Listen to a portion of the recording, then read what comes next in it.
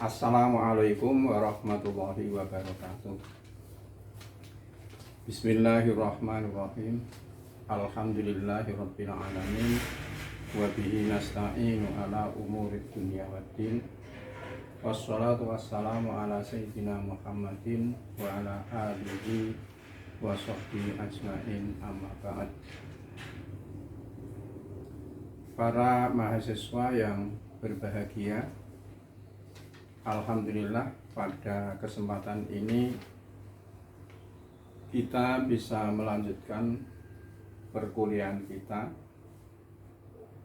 materi yang kedua, sebagai kelanjutan daripada materi yang pertama kemarin, hubungannya dengan masalah ibadah. Pertemuan ini masih menggunakan sistem daring atau online karena masih belum bersihnya pandemi Corona 19 di kawasan atau di wilayah kita ini, sehingga lebih hati-hatinya perkuliahan ini dilaksanakan secara daring. Mudah-mudahan tidak mengurangi daripada semangat kita semuanya dalam kita mencari dan menuntut ilmu. Pada pertemuan kemarin sudah kita bahas tentang ibadah, karena materi sesuai dengan apa yang ada di jadwal itu adalah praktik ibadah dan hifdzul Quran. Kemarin sudah kita bahas tentang ibadah secara lughawi maupun ta'rif atau definisi ibadah secara istilahi atau syar'i. Kemudian pembagian ibadah menurut ahli usul fikih, ada ibadah mahdhah, yaitu ibadah individual. Kemudian ibadah ghairu mahdhah yang istilah lain adalah atau diartikan sebagai ibadah sosial. Kemudian hubungan antara ibadah mahdhah dan ibadah ghairu mahdhah. Jadi di dalam ibadah mahdhah yang intinya adalah ibadah yang hubungan antara makhluk dengan Khalik Allah Subhanahu wa Ta'ala secara langsung. Ibadah mahdhah ghairu mahdhah adalah ibadah sosial, yaitu sama-sama aturan syarak perintah Allah, tuntunan Rasulullah yang ada hubungannya dengan hubungan manusia dengan manusia. Jadi ibadah mahdhah itu pun di dalamnya ada nilai-nilai sosial seperti sholat, termasuk ibadah mahdhah. Tapi ketika sholat itu dilaksanakan secara berjamaah di masjid, maka di situ tampak sekali dalam pelaksanaan ibadah sholat itu ada unsur-unsur atau nilai-nilai ibadah ghairu mahdhah, yaitu hubungan sosial. Zakat juga ibadah mahdhah, tapi di dalamnya ada nilai-nilai sosial. Ibadah ghairu mahdhah, hubungan sesama manusia, karena itu adalah termasuk perintah Allah, maka ketika kita laksanakan dengan ikhlas sesuai dengan ajaran agama atau syarak, maka di situ juga ada nilai-nilai ibadahnya, mendapatkan pahala.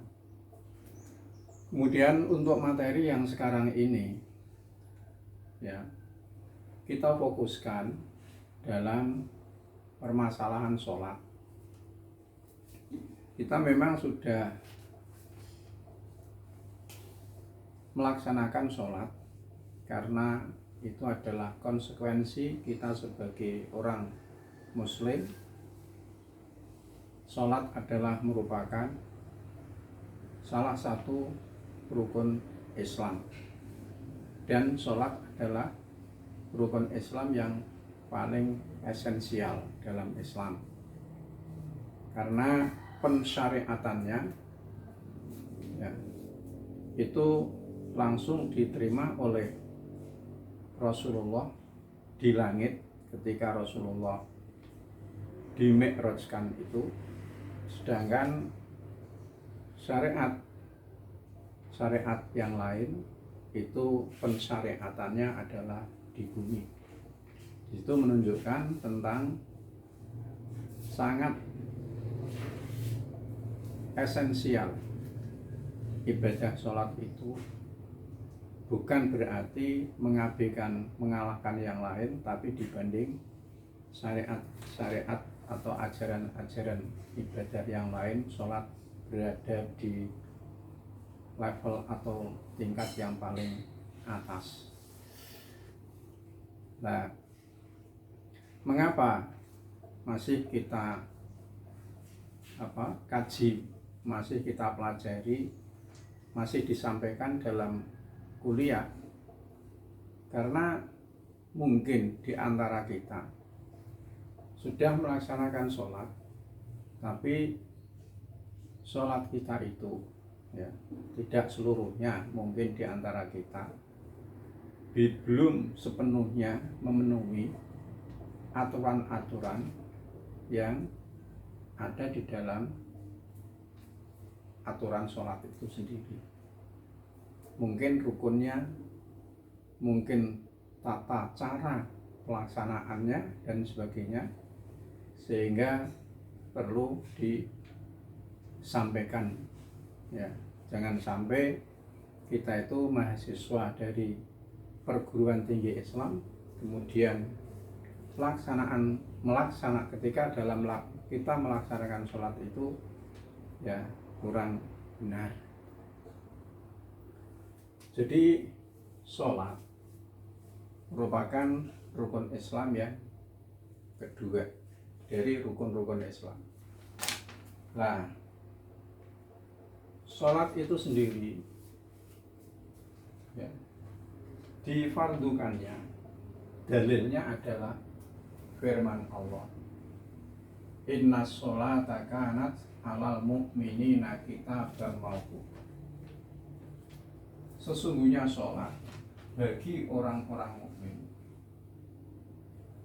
adalah merupakan fardu yang ditentukan dengan waktu, ya, fardu yang ditentukan pelaksanaannya itu dengan waktu.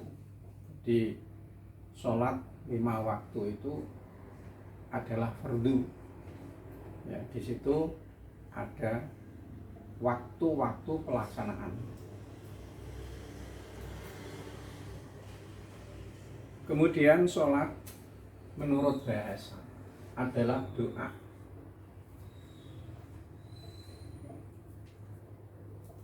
Dalilnya adalah firman Allah, wa sholli alaihim inna sholataka sakanul lahum.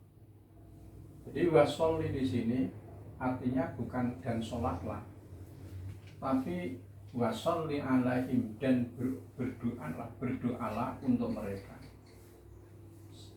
Karena sesungguhnya doa kamu itu adalah merupakan ketenangan, ya, bagi mereka. Jadi ketika kita diberikan sedekah atau hadiah oleh seseorang, maka hendaklah kita itu balas dengan mendoakan kepada mereka.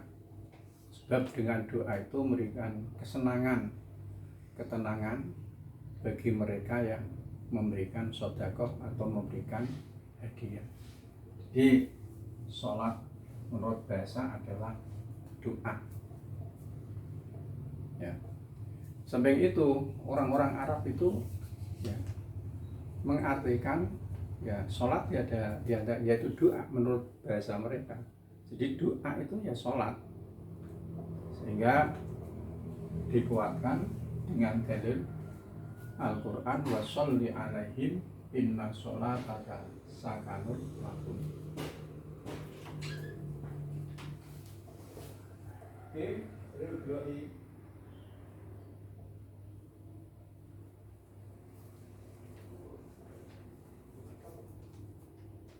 Sedangkan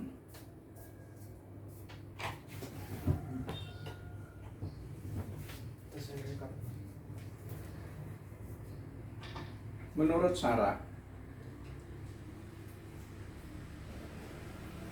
sholat adalah aqwalun wa af'alun muftatahatun bitakbiri al-muqtaron bin niyati muhtatamatun bitaslim bisyara ito maksusotin.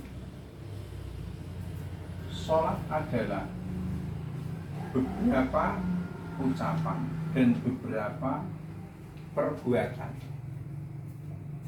dimulai dengan takbir, yang dibarengi ketika takbir itu dengan niat,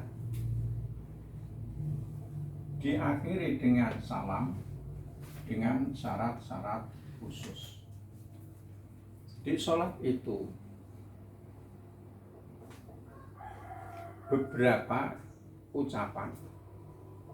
Jadi yang dimaksud ucapan di sini adalah ucapan tertentu, lafal-lafal tertentu. Ya, seperti membaca Fatihah. Ketika kita ruku ada bacaan tertentu. Ketika sujud ada bacaan tertentu. Ketika tasyahud juga ada bacaan tertentu. Jadi tidak ada bacaan-bacaan yang selain daripada bacaan-bacaan yang telah ditentukan itu. Kemudian wa'af'alun, dan perbuatan. Jadi di dalam sholat itu, ya, ada perbuatan-perbuatan, ya, fisik, seperti berdiri, ya. Kemudian ada rukuk, kemudian ada i'tidal, ada sujud. Itu adalah af'al tertentu, ya. Pelaksanaan ketika rukuk bagaimana, ketika sujud bagaimana. Diawali dengan takbir. Jadi takbir itu adalah merupakan awal atau pembuka daripada pelaksanaan sholat. Allahu Akbar. Jadi niat, ya. Nanti kita bahas tentang syarat-syarat niat. Jika Allahu Akbar, di situ, ya, takbir. Kemudian di dalam hati kita itu niat sholat fardu, zuhur, dan sebagainya. Dimulai dengan takbir, dibarengakan ketika takbir itu dengan niat. Memang ada, ya, pendapat dari ulama termasuk Syafi'iyah, boleh niat itu dilafalkan sebagai untuk membantu daripada niat yang ada di dalam hati.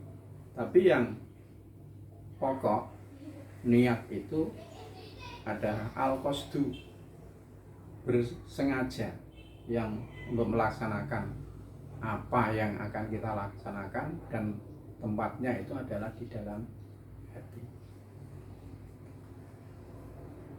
Kemudian diakhiri dengan salam. Salam itu adalah sebagai penutup ya pelaksanaan sholat. Jadi asal sekala dalam tahiyat atau tasyahud akhir itu selesai bacaannya, kemudian kita salam, assalamualaikum warahmatullahi, assalamualaikum warahmatullahi. Karena sholat itu dimulai dengan takbir, dan takbir itu diawali dengan hamzahnya lafal jalalah Allah, maka harus sempurna, harus Allah, tidak boleh Allahu Akbar, tidak boleh ya, harus Allah, sebab di situ dimulai dengan takbir, sedangkan takbir itu dimulai dengan alifnya lafal jalalah. Kemudian diakhiri dengan taslim, salam. Jadi salam itu ya, akhir dari huruf salam itu adalah mimnya di dalam kata alaikum. Di assalamualaikum, sedikitnya salam itu assalamualaikum ya. Jadi ketika kita itu salam sebagai penutup pelaksanaan sholat, maka ketika salam itu harus tetap menghadap ke kiblat, dan ucapan kita salam itu minimal adalah harus sampai pengucapannya sampai mimnya assalamualaikum, assalamualaikum ya. Jadi kalau kita salam kok dada kita assalamualaikum begini, ini ya batal ini ya, batal. Bisa roh itu mahsusoh dengan syarat-syarat khususnya, ucapan ya Fatihah itu ada syarat-syaratnya. Kemudian ketika ruku af'al itu juga ada syarat-syaratnya. Ketika membaca takbir itu juga ada syarat-syaratnya. Kemudian ketika taslim salam itu juga ada syarat-syaratnya. Nanti sedikit akan kita sampaikan. Kemudian yang selanjutnya ya, syarat wajibnya sholat. Jadi sholat itu wajib ya, harus memenuhi syarat, bukan syarat sahnya. Nanti syarat sahnya ada syarat wajib. Syarat seseorang itu wajib melaksanakan sholat. Yang pertama adalah Islam, maka tidak wajib sholat bagi orang kafir ya, kafir asli, bukan kafir dhimmi ya. Ya. Nah, orang kafir asli itu ketika masuk Islam ya, maka dia tidak wajib mengkondok dari yang dia belum pernah melaksanakan sholat, itu tidak wajib mengkondoknya dia masuk Islam. Jadi yang pertama adalah Islam.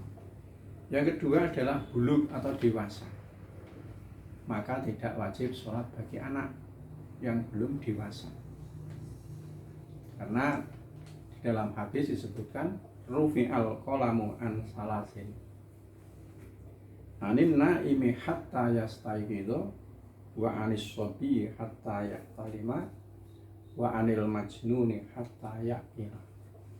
Jadi Rasulullah bersabda, hadis yang diriwayatkan oleh Ali bin Abi Thalib. Rasulullah bersabda, diangkat kolam. Artinya kolam diangkat itu apa yang dilakukan ya, seseorang itu tidak dicatat, ya, tidak dicatat. Ya, yaitu pertama, orang tidur sehingga dia itu bangun dan bangun. Kemudian anak-anak sehingga dia itu bulu dewasa, anak-anak. Dan orang gila sampai dia itu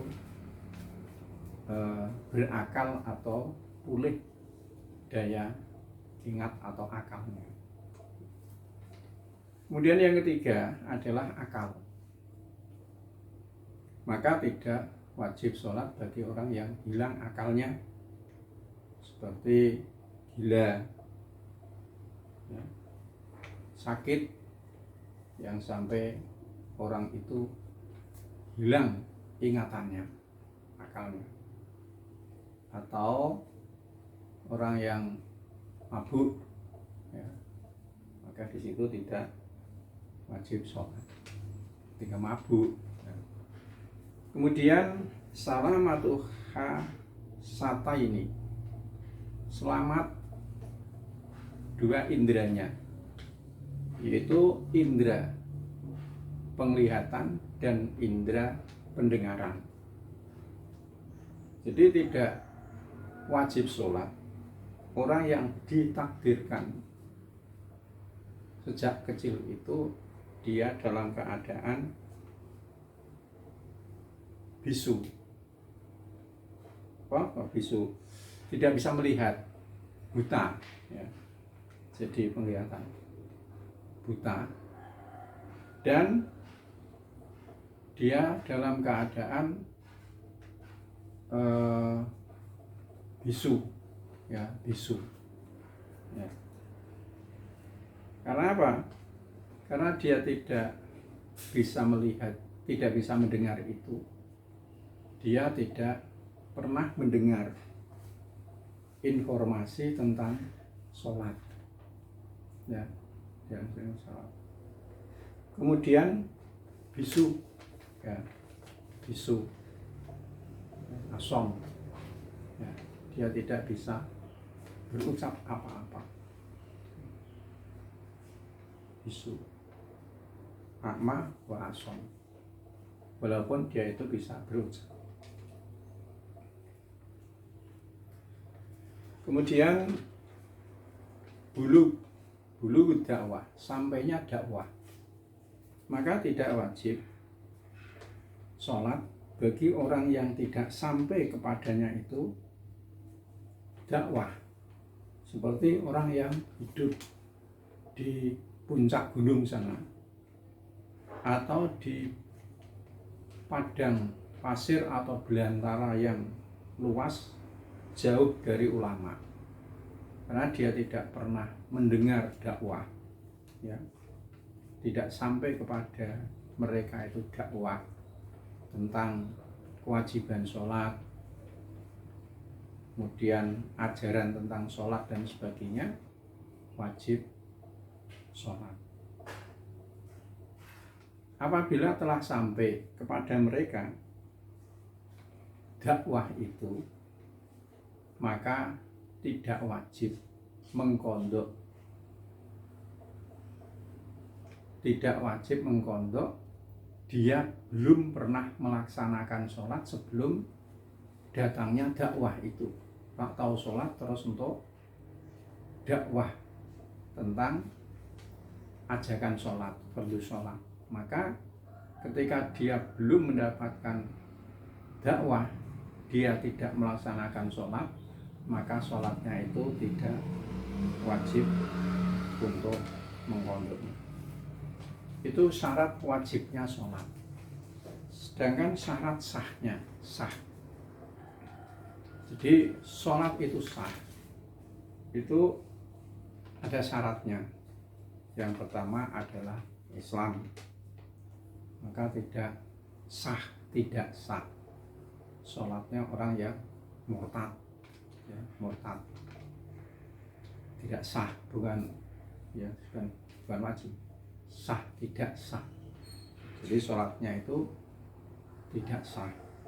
Yang kedua, sholat itu sah, syaratnya adalah tamyiz, sudah pinter mengetahui tata cara sholat, bisa membedakan fardunya, sunnahnya, ya, dan cara melaksanakan sholat dengan cara yang benar, ya, masih kecil. Kemudian yang ketiga, mengetahui tentang masuknya waktu sholat, tahu tentang masuknya waktu sholat. Jadi ya, ketika sholat itu dilaksanakan tidak pada waktunya, ya tidak sah. Dan di dalam firman Allah tadi adalah kitaban mauquta, yaitu fardu yang telah ditentukan waktunya, ya. Jadi maka tidak mengetahui tentang masuknya waktu sholat, mungkin dengan dirinya sendiri atau dengan berita atau pemberitahuan orang yang terpercaya, seperti azan muadzin, ya, yang dilakukan oleh orang yang mengetahui tentang datangnya sholat,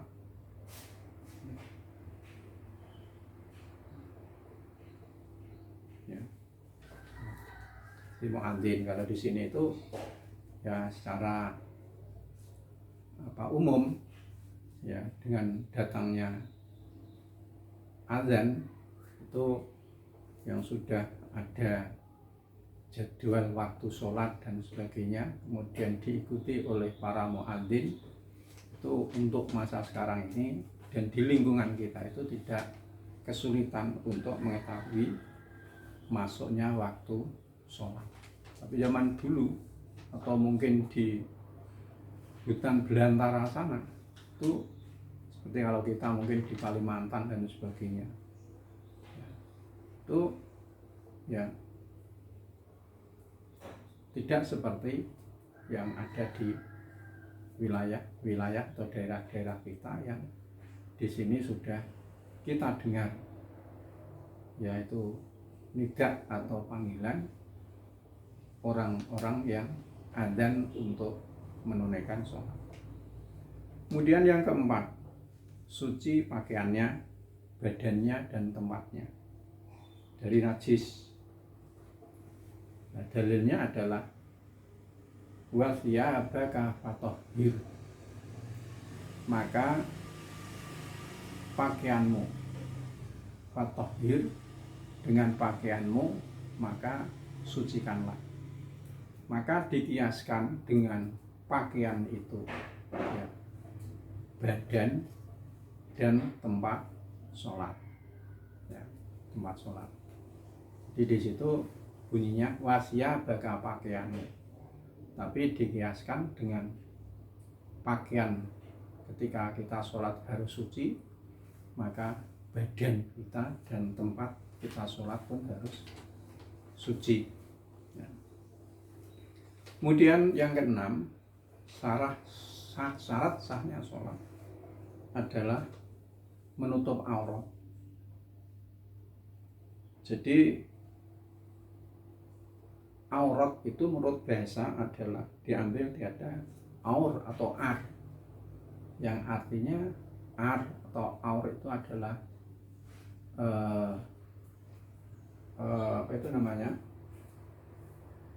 saruk, ya, jelek, saruk, di anak suwal qobhu, kurang dan buruk, wal aib, dan celah, ya.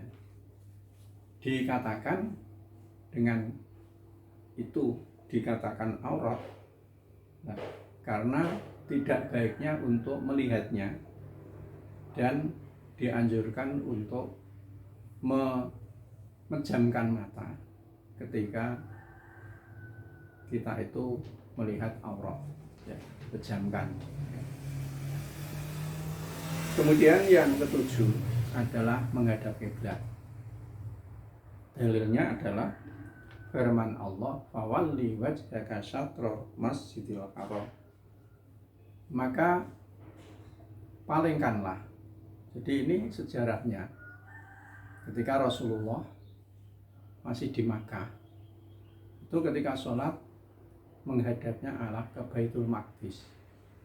Sampai Rasulullah di Madinah selama 16 bulan, Rasulullah dan para sahabat ketika sholat itu menghadapnya adalah ke Baitul Maqdis, Palestina sana.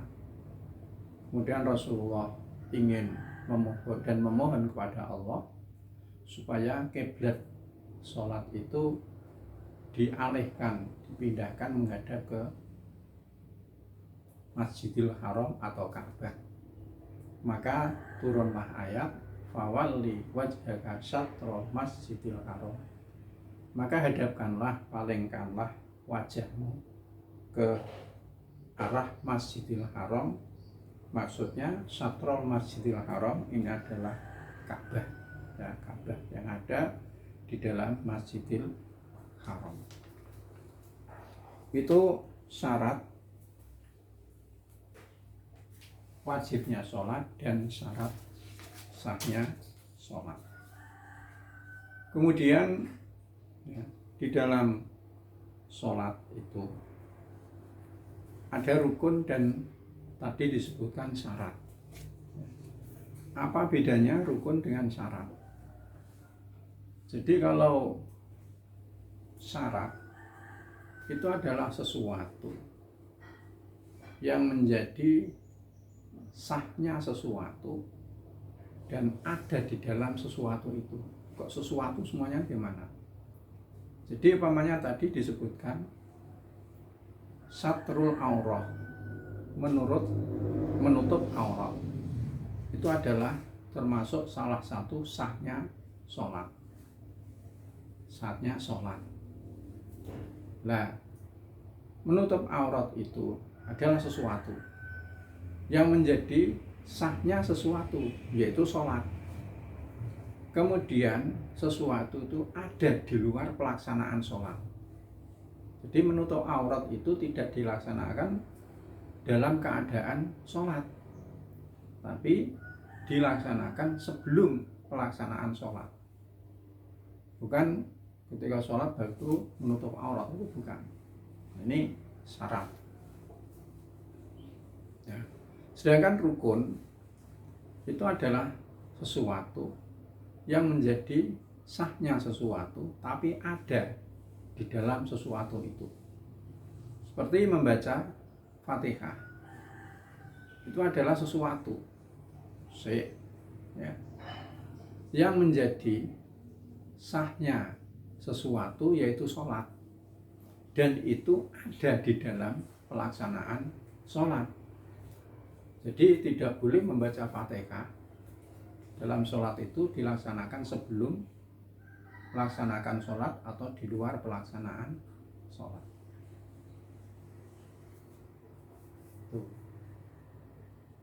Kalau di dalam wudhu, ya itu istilahnya adalah fardunya wudhu. Kalau di apa itu namanya sholat itu ada rukunnya sholat, tidak fardunya sholat. Ya. Jadi kalau fardunya wudhu di dalam sholat itu, wudhu itu istilahnya adalah faraidul wudhu. Ya. Karena dalam pelaksanaan wudhu itu tidak diharuskan ya secara mutataliyah. Ya. Jadi ketika kita itu membasuh wajah, ya, membasuh wajah itu termasuk fardunya wudhu. Ya. Kemudian kita kehabisan air, kita boleh pindah ke tempat lain untuk membasuh tangan.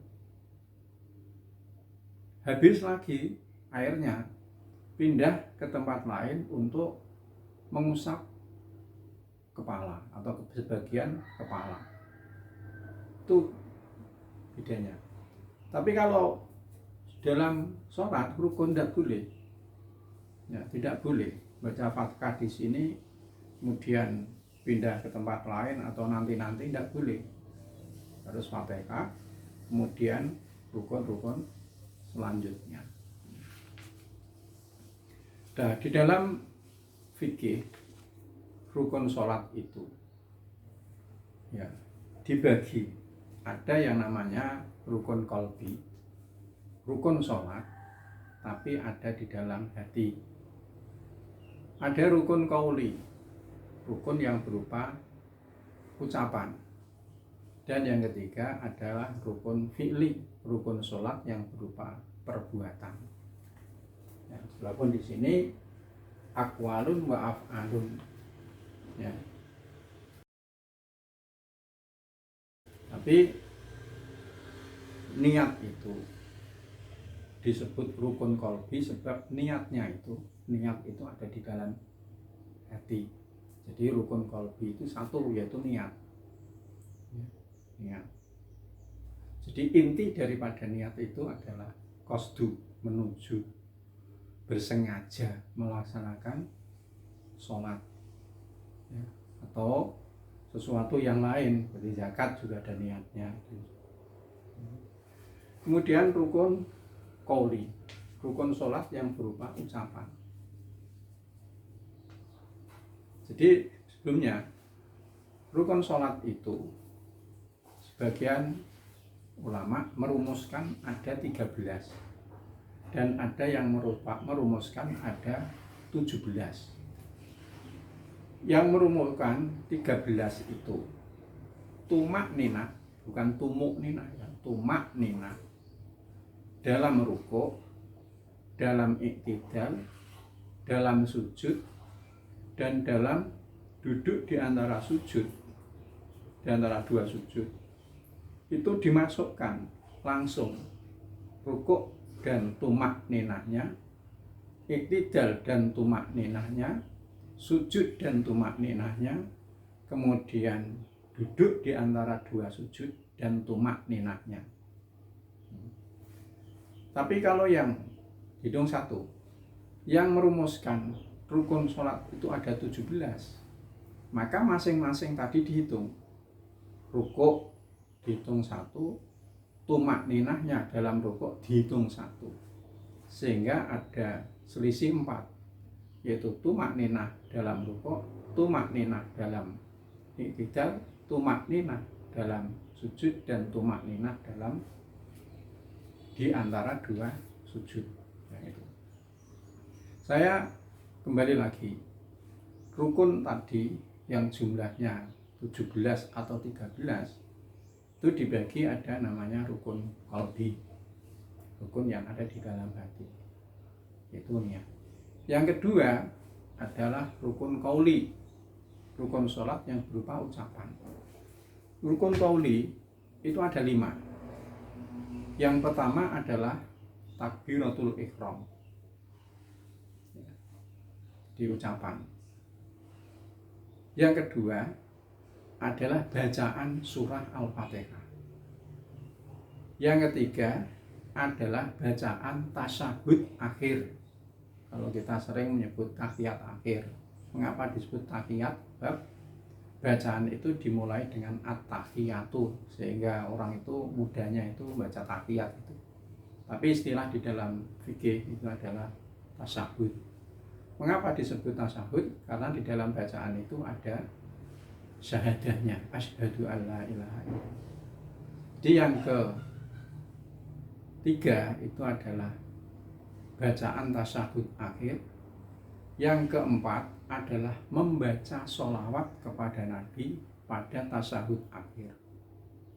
Dan yang kelima adalah bacaan salam. Jadi yang pertama bacaan qaul, bacaan takbir. Jadi kita ketika memulai sholat itu tidak boleh hanya diem, mengangkat tangan diem. Itu salah besar itu. Ya, sebab yang menjadi rukun sholat itu bukan mengangkat tangannya. Mengangkat tangan itu sunnah. Tapi yang menjadi rukun sholat itu bacaan takbir.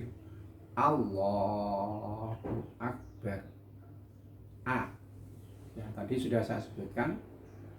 Ya, takbir itu dimulai dari A. Allah. Hamzahnya lafal jalalah. Allahu Akbar. Itu di dalam fikih ada yang merinci. Ya. Apakah boleh dengan bacaan yang lain? Allahur Rahman, ya, Allahur Rahim. Nah, kita ikuti saja yang kaul yang mutamat, yang kuat, ya. Allahu Akbar. Kemudian yang kedua bacaan surah Al-Fatihah dimulai dengan Bismillahirrahmanirrahim secara keras menurut madhab yang kita ikuti secara umum di Indonesia, yaitu Syafi'i. Jadi basmalah itu termasuk ayat surah Al-Fatihah. Bismillah. Kemudian yang ketiga adalah bacaan tasyahud. Ya. Kemudian yang keempat bacaan sholawat kepada Nabi dalam tasyahud akhir, kemudian bacaan salam. Nah, bacaan-bacaan itu harus dijaga, ya, dijaga, terjaga. Tentang huruf-hurufnya, tasdid-tasdidnya, seperti Allahu Akbar. Ya, tidak cukup Allahu Akbar. Kadang-kadang kita itu dengar orang sholat, bahkan imam itu yang bakal takbir itu Allahu Akbar, itu tidak sempurna. Allahu Akbar. Nah, kita ulangi lagi, kembali lagi ini, maaf, niat, ya, rukun qalbi. Syaratnya niat itu, ya, apabila sholatnya itu adalah sholat fardu, maka harus satu, al-qasdu, ada kesengajaan, ya, qasdu, nejo, cara Jawa ini. Kemudian takyin, ya, penentuan tertentu. Kemudian yang tiga adalah niat fardiyah, niat fardu. Jadi niat yang sudah, sholat yang sudah biasa kita lakukan, tuntunan dari fikih atau dari para guru kita, yaitu usolli fardhu dhuhri, itu sudah mencakup tiga ini. Usolli itu adalah al-qasdu, niat ingsun sholat. Fardhu itu sudah fardiyahnya. Kemudian al-dhuhri itu takyin. Takyin itu tertentu. Jadi sudah tertentu, saya niat sholat duhur, saya niat fardunya sholat duhur. Nih. Jadi tidak boleh, ya, cuma usolli fardun lillahi ta'ala, saya niat sholat fardu karena Allah ta'ala. Fardu itu kan bukan takyin, ada zuhur, ada asar, maghrib, dan sebagainya. Ada takyin, satu al-qasdu, yang kedua adalah takyin, dan yang ketiga adalah niatul fardiyah. Kalau sholat itu adalah sholat sunnah yang mempunyai waktu, seperti sholat sunat rawatib, sholat sunat Idul Fitri maupun Idul Adha, itu sholat yang mempunyai waktu atau sebab.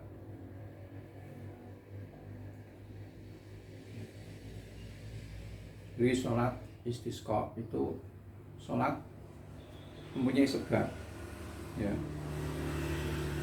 Sholat tasbih dan sebagainya itu waktunya kapan saja, tapi itu sholat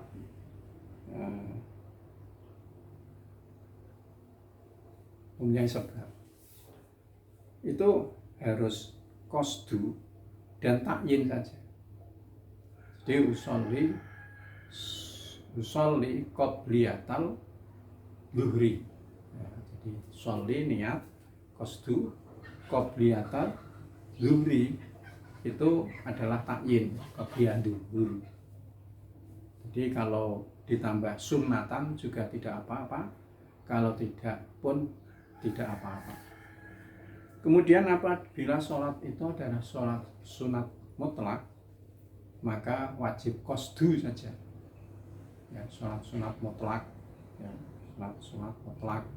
Jadi usolli rakaataini lillahi ta'ala. Jadi tidak ada hubungannya dengan waktu, ya, maupun hubungannya dengan. Kemudian saya lanjutkan rukun fi'li yang ada 5 tadi.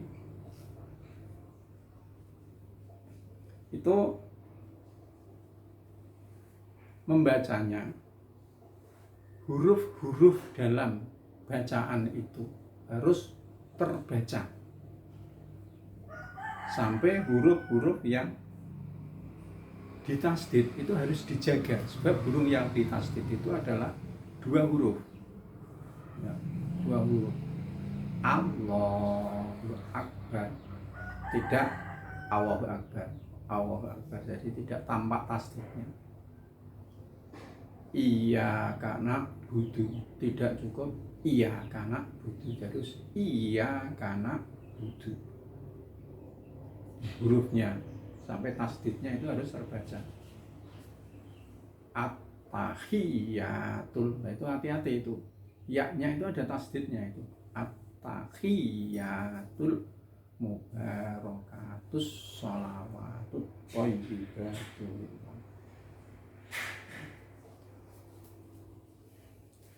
Ya, harus tasdid. Kemudian ayyusmi'a nafsahu qira'atan. Kemudian ketika membaca itu minimal telinganya itu harus mendengar bacaannya. Jadi tidak hanya cukup membaca tapi tulisannya gerak-gerak tapi tidak ada suaranya, itu tidak cukup. Atau dibaca di dalam hati, baca Fatihah dalam hati, diem saja bacanya di dalam hati, tidak cukup. Jadi di dalam Al-Quran, wala tajhar bisolatika wala tukhafid biha baina dzalika sabila. Itu memang hubungannya dengan doa, ya. Tapi juga qiraah harus demikian. Jangan, ya, mengeraskan doamu dan jangan terlalu rendah atau, ya, sehingga tidak bisa terdengar, ya. La tajar bi sholatika bab tagi baina dzalika sabila, dan carilah antara keduanya, jalan antara keduanya. Ya tidak terlalu keras, juga tidak terlalu lemah sehingga tidak terdengar suara.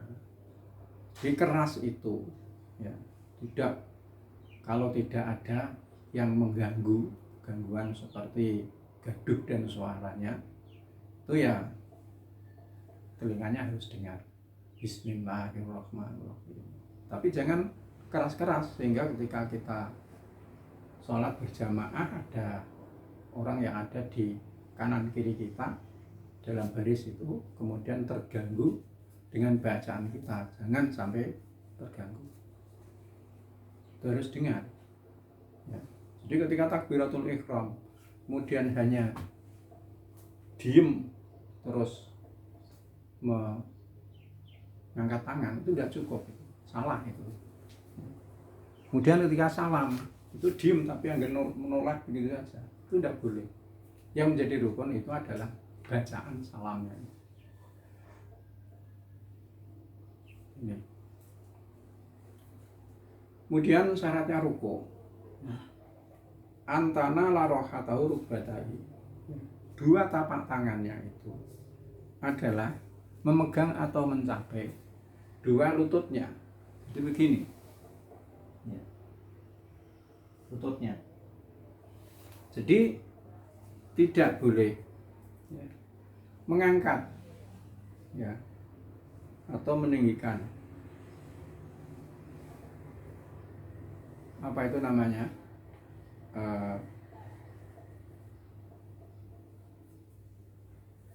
kepalanya, kemudian merendahkan ini apa ini pantatnya, bokongnya, kemudian memajukan dadanya, di kepalanya itu diangkat gini, terus ya apa ini lututnya, bokongnya itu rendah gini, terus apa itu namanya dadanya diajukan ke depan begini, itu tidak boleh ya, tidak boleh ini.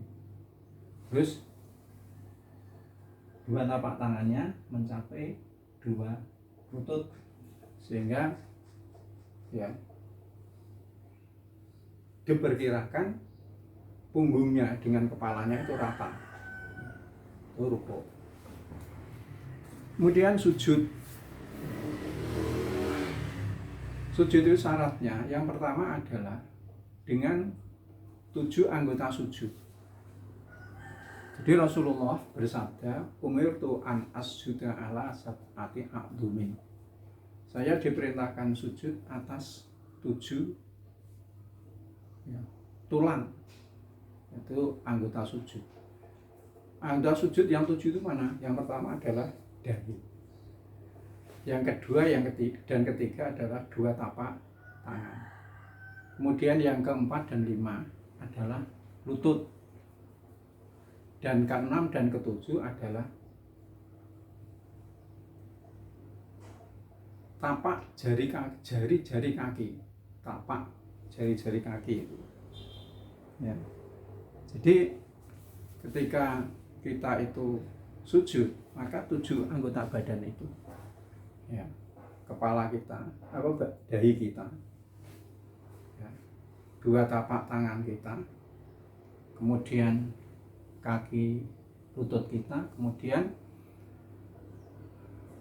telapak kaki kita itu berdirikan begitu, kemudian jari-jarinya itu ditekuk menghadap kiblat, ditekan gitu, jangan kiwil-kiwil seperti bebek karo pelangi gitu ya, tidak boleh itu. Terus itu ya, 7. Nah, ketika sujud, dahi kita itu jangan sampai tertutup dengan sesuatu yang ikut dalam pergerakan kita. Jadi seumpamanya ketu ini kan akan ikut dalam pergerakan kita.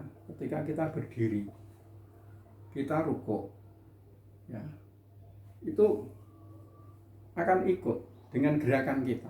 Maka ketika sesuatu itu menutup dahi kita begini pokoknya, itu tidak sah sujudnya. Bahkan rambut, ini hati-hati, itu kan ikut dalam gerakan kita ketika sholat. Ketika rambut itu menutup dahi kita ketika sujud, maka sujud kita tidak sah. Yang perempuan mungkin maknanya itu terlalu lembreh ke sini, ya, kan kita ikut gerakan. Ketika rukuk berdiri, ketika kita sujud, makna itu menutupi dahi, itu tidak sah sujudnya. Itu harus diingat-ingat itu. Ya, harus diingat-ingat. Kalau pakai itu ya ketika sholat biasanya pakai begini umpamanya. Kita sholat harus begini kan.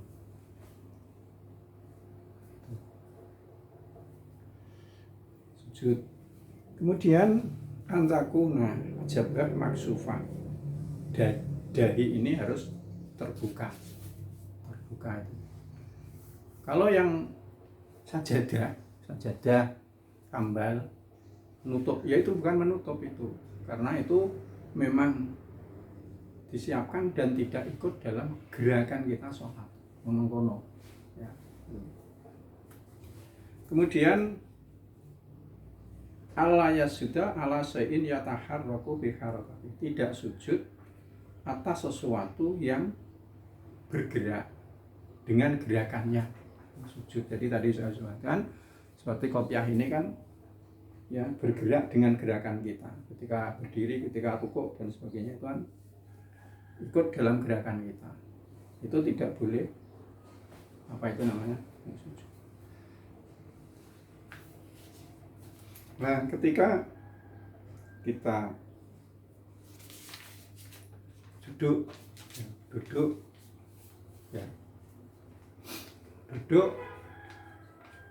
ada namanya iftiros dan ada duduk tawarruk. Jadi yang disebut dengan duduk iftiros ya itu duduk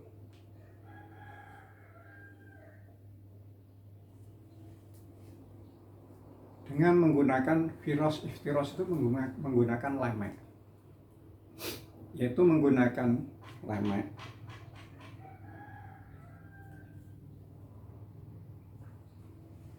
tapak kakinya yang kiri,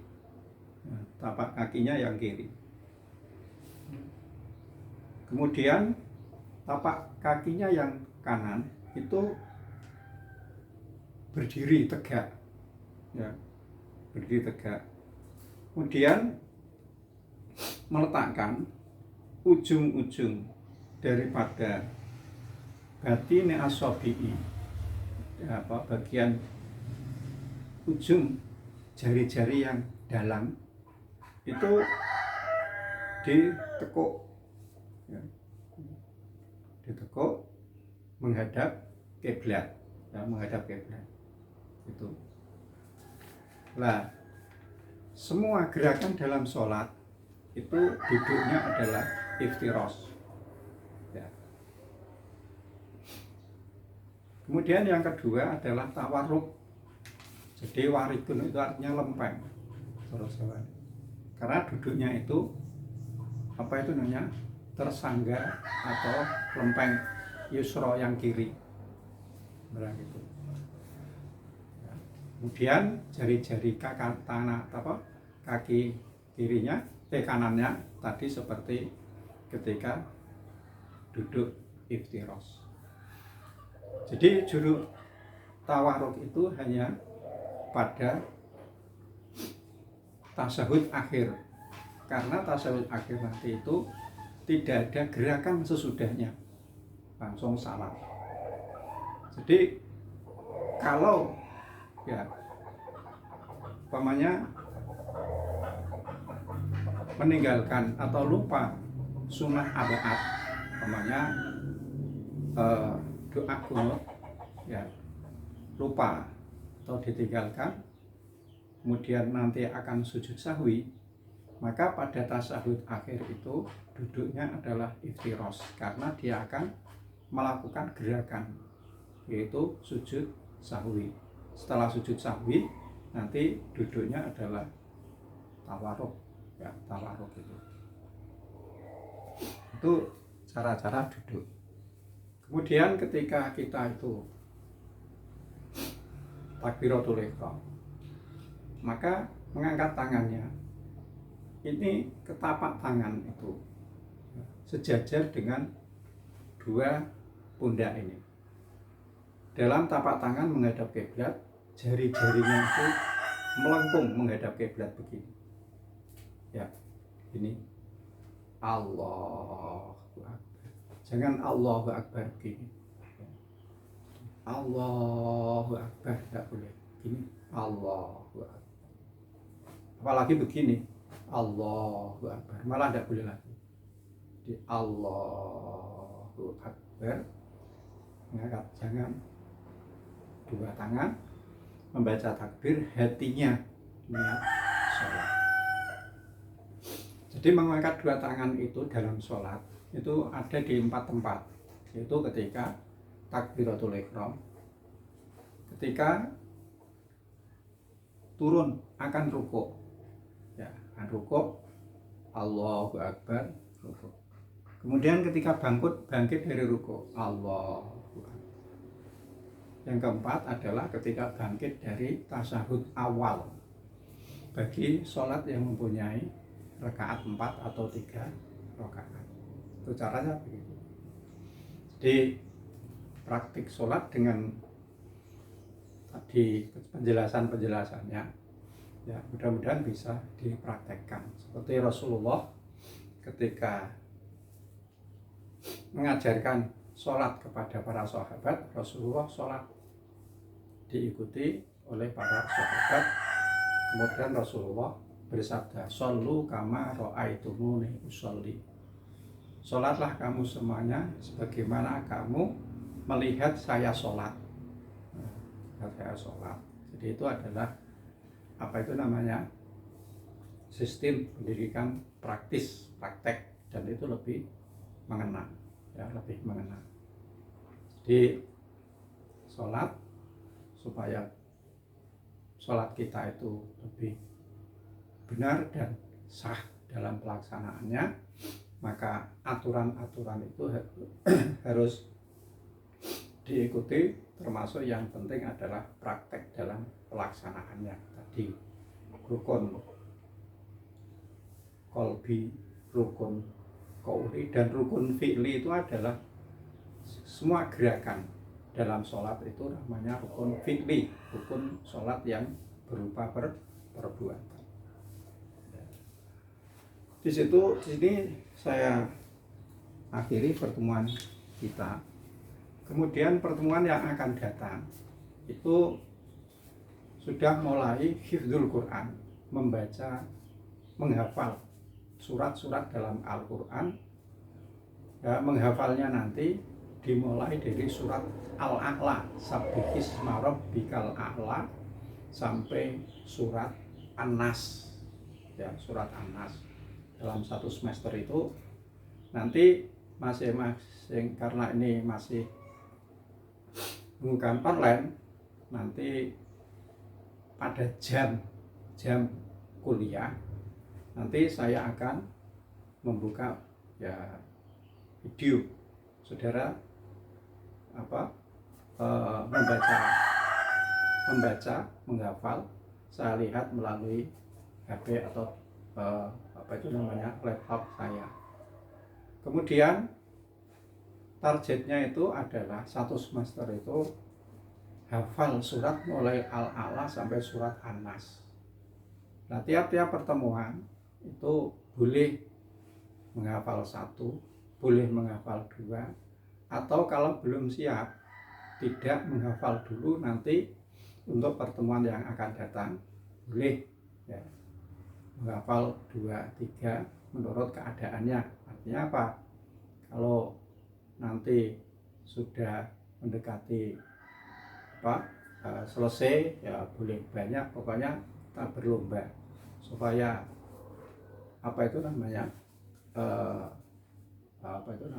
bisa terpenuhi itu. Dan dinilai itu bukan hanya hafalannya saja, tetapi bacaannya, tajwidnya, kefasihannya, dan sebagainya. Itu ada ya termasuk bagian yang dinilai. Mengapa dari surat Al-A'la? Sebab ya siapa tahu kita itu sebagai mahasiswa perguruan tinggi Islam, kemudian kita boleh jadi nanti dipilih oleh masyarakat sebagai imam sholat Jumu'ah. Dan sholat Jumu'ah itu ya bacaannya, surat-suratnya itu adalah Al-A'la dengan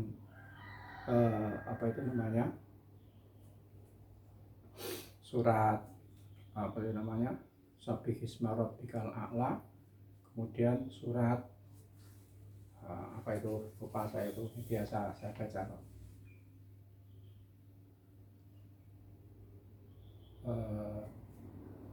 saya lupa itu ya, 2 itu ya, oleh dari surat Al-A'la. Demikian yang bisa saya sampaikan. Saya minta saudara sudah mulai menyiapkan diri untuk menghafal surat-surat yang saya tadi lupa, surat yang kedua, rakaat yang kedua surat Al-Ghasyiyah. hal ataka hadisul ghasyiyah. Itu setelah surat Al-Alaq. Jadi mulai sekarang sudah bisa bersiap diri untuk menghafal surat-surat yang telah ditentukan untuk dihafalkan. Itu semangat selama 1 semester. Cukup sekian. Wabillahi taufiq wal hidayah. Wassalamualaikum warahmatullahi wabarakatuh.